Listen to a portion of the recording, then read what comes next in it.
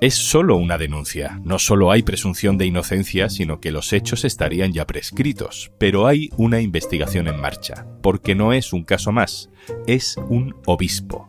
Y es un gran síntoma de todo lo demás. Soy Juan Luis Sánchez. Hoy en Un Tema al Día, Obispo Zornoza, un déspota en la tierra de los vulnerables. Una cosa antes de empezar. Hola, soy Javier Biosca, jefe de internacional del diario.es. Estos últimos meses, años ya, han sido muy intensos desde que comenzó el genocidio en Gaza. Hemos trabajado duro y queremos seguir haciéndolo. Necesitamos tu apoyo. Hazte socia, hazte socio del diario.es.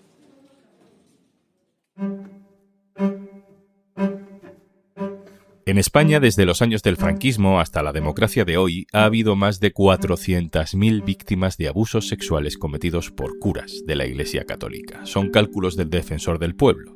La presión social ha empujado a la Conferencia Episcopal a reconocer algunos casos, 2.000 casos, un 0,5%. Ahora, por primera vez, una de estas denuncias por pederastia señala a un alto cargo de la jerarquía católica de España en ejercicio. Hablamos del actual obispo de Cádiz, Rafael Zornoza. La equidistancia aparente con la creencia de las personas no da a la sociedad más ecuanimidad, ni mucho menos una mayor conciencia moral. Todo lo contrario, más bien menos. Zornoza tiene ahora 76 años. En la década de los 90 era director de un seminario en Madrid, en Getafe. Un seminario, ya sabes, una especie de centro de formación para jóvenes que quieren ser sacerdotes. Uno de aquellos chavales ha denunciado hace unos meses a Zornoza por agresiones sexuales en aquella época, cuando era menor de edad. Según el denunciante, desde que tenía 14 años y de manera recurrente durante 7 años, Zornoza se metía en su cama, le realizaba tocamientos y le besaba. Ya veremos hasta dónde llega esa denuncia y esa investigación interna, pero por lo pronto lo que han hecho es aflorar detalles sobre un sacerdote ultraconservador que después de aquellos años de Getafe fue nombrado nada menos que obispo. Un hombre alineado con la ultraderecha en temas como la inmigración o la libertad sexual, a cargo de la Iglesia en Cádiz y en Ceuta, lugares de mucho flujo migratorio, también de menores no acompañados. Un ejemplo de cómo funcionan las cosas en la jerarquía de la Iglesia. Jesús Bastante, hola. Hola, ¿qué tal? Jesús Bastante es nuestro periodista de cabecera para asuntos eclesiásticos, redactor jefe de Religión Digital, pero también fue un chaval que conoció a Rafael Zornoza hace mucho tiempo. ¿Por qué le conoce, Jesús? Yo conozco a Rafa Zornoza porque soy un niño de la diócesis de Getafe. He vivido campamentos, he vivido caminos de Santiago, peregrinaciones y demás, desde mi concepción de chico de parroquia.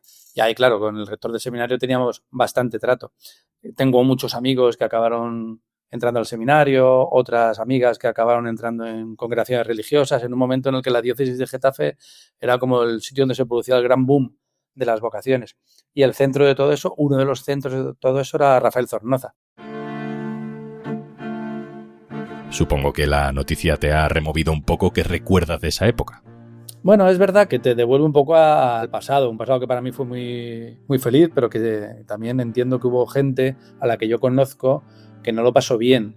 No te estoy hablando de abusos, pero sí te estoy hablando de gente que entró en el seminario y después salió con mucho dolor, y amigos personales que han dejado de ir a la iglesia después de encuentros con este hombre porque no coincidían con su forma de entender la iglesia. Es un hombre difícil de trato, muy acostumbrado a mandar y que no se le lleve la contraria, muy rígido en lo tocante a la moral, especialmente en la moral sexual. Desde Getafe y después desde Cádiz, pues fue uno de los promotores de las terapias de conversión. Tuvo algún tipo de problema también, incluso con el Papa Francisco, por la negativa a que un transexual fuera padrino de la comunión, etcétera, etcétera. Digamos que es una personalidad compleja y difícil dentro del propio episcopado español. Es de los más carcas, si se me permite la expresión, entre un episcopado español que no es precisamente progresista. Se ha rodeado de equipos propios a los que le han acompañado durante toda su trayectoria, y así a Soleunes, pues una rígida moral, que no dejaba pasar una, al menos en público, con chavales que no se confesaban, o que tenían algún tipo de relación extramatrimonial, o que tenían pues otros gustos sexuales distintos a los normalizados por la Iglesia, pues era duro. ¿Alguna vez durante aquellos años, Jesús, alguien comentó algo, viste algo que pudiera interpretarse como un abuso sexual, como el que se denuncia ahora? A mí no me llegó nada de este tipo de abuso sexual. Es verdad que yo nunca estuve en el seminario viviendo, pero no me extrañó, eso es verdad. Cuando ha saltado la noticia, no me extrañó que algo así hubiera podido pasar en la figura de esta persona. Preservando la presunción de inocencia, porque estamos hablando de un proceso que ni siquiera está realmente abierto del todo, sino que estamos hablando de una investigación preliminar. Evidentemente, la pederastia es un horror, pero el gran drama de fondo de la Iglesia es el abuso de poder. Date cuenta que estamos hablando de personas que le pueden decir a alguien qué tiene que hacer o dejar de hacer para ir al cielo o al infierno. Entonces, claro, si creces en esto, ese poder es muy grande. Cuando estás hablando de personas que están en un seminario, como parece ser este caso, además es tu formador, además es la persona que te está educando en la fe, que es lo más importante para ti. Entonces, la capacidad de poder entrar en la conciencia es muy importante y es un poder que debería conllevar una responsabilidad mucho mayor que de la que se da ahora. Dejando a un lado la denuncia, pero tomándonos en serio este carácter abusivo que describes de Rafael Zornoza, autoritario, problemático, en el contacto con gente influenciable, vulnerable, ¿cómo puede ser, Jesús, que ascienda, que le den cada vez más autoridad, hasta el punto de que sea obispo de Cádiz y de Ceuta, donde tienen contacto a su vez con la realidad tan dura, ¿no?, de otros menores, que son menores migrantes que llegan a las costas de España? ¿Y cómo puede ser que todo eso pase sin que nadie ponga ningún pero? Bueno, en la Iglesia española y en la Iglesia en general, especialmente en la europea, los que suelen llegar a puestos de responsabilidad no son precisamente los profetas, sino los que están mejor preparados, tienen más capacidad para obedecer y también para mandar. La Iglesia es una institución absolutamente piramidal. Y en ese sentido, los líderes, y los líderes los entendemos como los que son capaces de tener autoridad o capacidad de mando, son los que acaban ocupando esos lugares. O al menos eso sucedía antes de que Francisco intentara hacer un cambio y una apuesta por la sinodalidad. Y en este sentido, en la Iglesia aparecen esos perfiles y aparecen probablemente con más acusados que en otros sectores, porque no todo el mundo tiene la capacidad de convertirse en obispo, solo son varones célibes que antes han sido sacerdotes. Ahí ya se produce una eliminación de posibles candidatos. No cualquier cristiano puede ser obispo. Entonces, normalmente, en la Iglesia, quienes suelen llegar a esas magistraturas, a esas responsabilidades, son personas, pues, un tinte más bien conservador, personas que entienden perfectamente cuál es el concepto de la obediencia, tanto para cumplirla como para hacerla cumplir. Y eso, lamentablemente, sigue siendo así. Los obispos suelen ser personas que suelen mandar más que escuchar. Jesús, vamos un momento a Cádiz a comprobar qué huella ha dejado Rafael Zornoza en sus 14 años de obispado allí. No hay mejor crónica popular en Cádiz que la de los carnavales, y ahí sí tiene Rafael Zornoza su propio pasodoble, escrito e interpretado en el Teatro Falla por una de las grandes comparsas de la ciudad en 2022. Reverendísimo avaro, señor obispo de Cádiz, con toda mi rabia en la boca, hoy quiero esta copla cantársela a usted, monseñor de la codicia, de lucros y fe, y de los pisos vacíos. Pedro Espinosa, Cádiz, hola. Hola, ¿qué tal? Pedro Espinosa es colaborador del diario.es en Cádiz. Pedro, esta comparsa de los renacidos hacía ya en 2022 un retrato muy duro de Zornoza. ¿Por qué? Bueno, nosotros habíamos tenido aquí en Cádiz y Ceuta a un obispo muy querido, que era Antonio Ceballos, un hombre ya muy mayor, que bueno, pues se había caracterizado sobre todo por tener mucha cercanía con la gente más necesitada, ¿no? Tenía muy buena imagen en el momento en el que, bueno, se anunció su relevo, y de repente llega un obispo que no tiene nada que ver con ese perfil.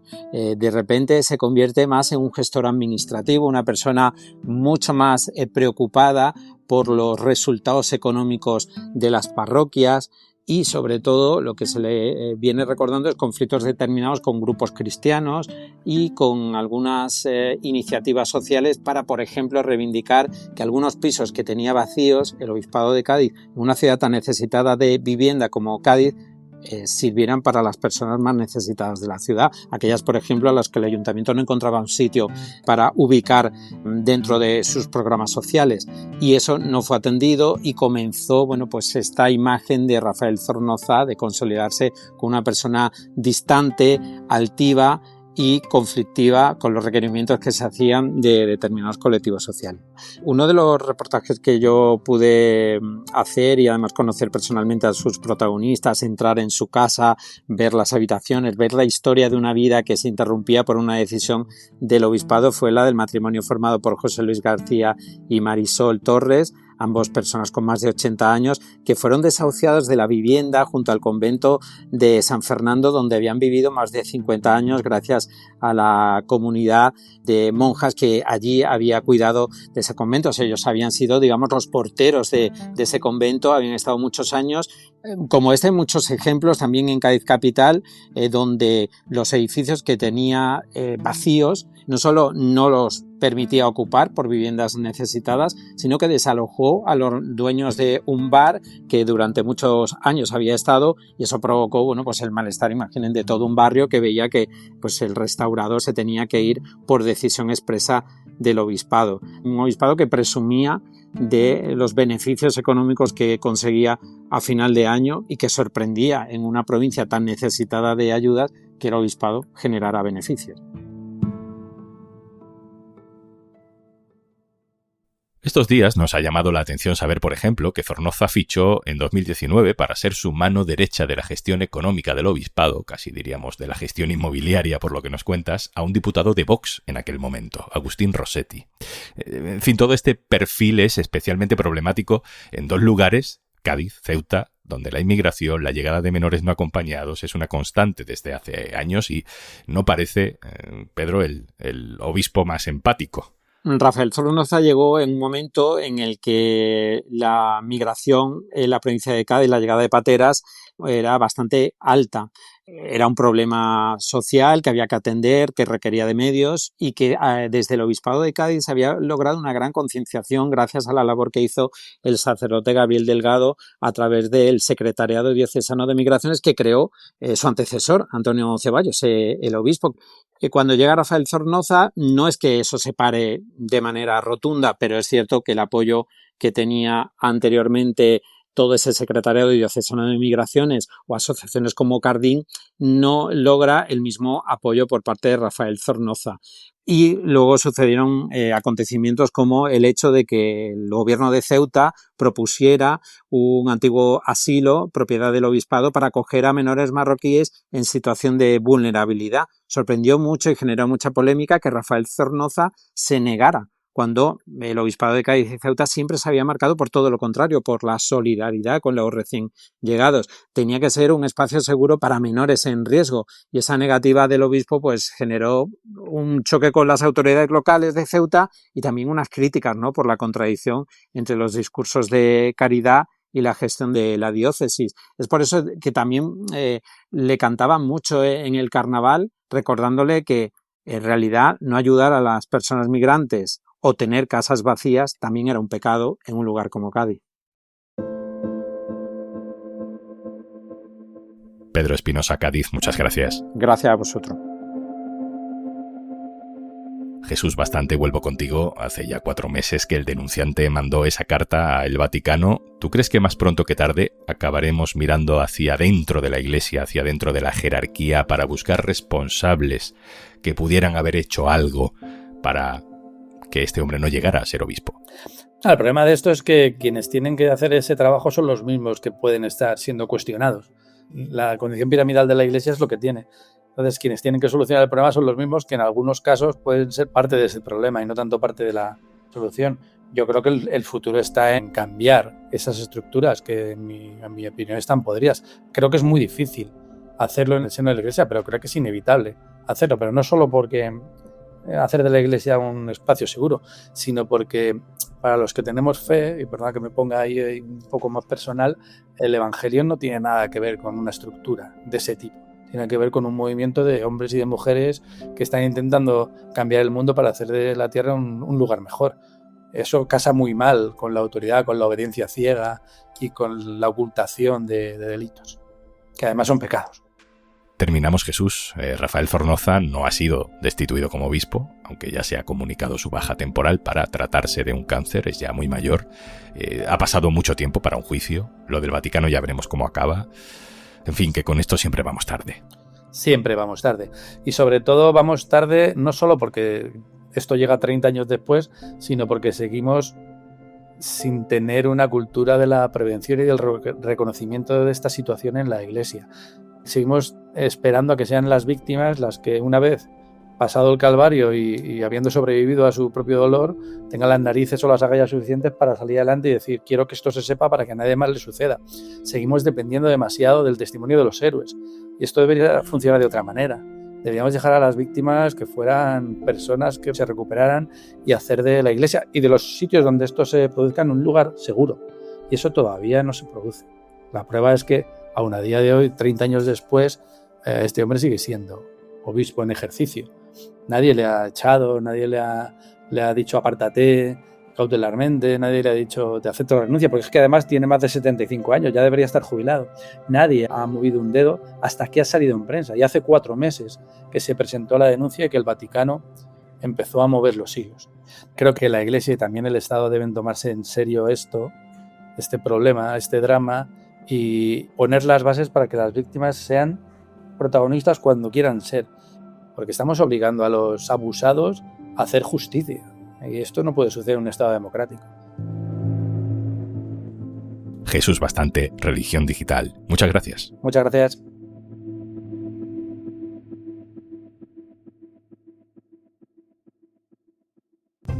Esto es Un Tema al Día, el podcast del diario.es. Si te gusta lo que hacemos, necesitamos tu apoyo. Hazte socio, hazte socia en eldiario.es/socio. Este podcast lo producen Carmen Ibáñez, Marcos García Santonja, Lucía Martín e Izaskun Pérez. El montaje es de Pedro Nogales. Yo soy Juan Luis Sánchez. Mañana, otro tema.